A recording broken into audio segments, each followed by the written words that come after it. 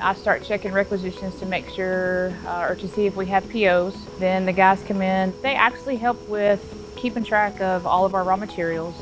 They kind of give me a heads up on some of the material that we do need to order because I'm in charge of ordering all the raw materials that we do to produce our finished product. And there's 3 different computers in there and it goes by stages. Put those together.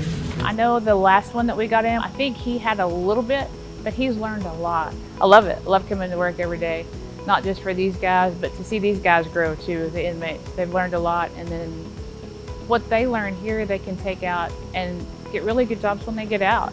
So I think I would consider this probably the best place to work as far as an inmate's concerned on the unit. There's a lot that look forward to coming to work and getting their certificates in every, different job titles that we have, so they can take that out and use that whenever they do get out. So, and then just working with the guys, like I said, we have fun. It's not, to me, it's not coming to work. It's just, and I knew all the guys that worked out here. I've known them for years, so it was just like family when I come out here. Everybody gets along. It's just great.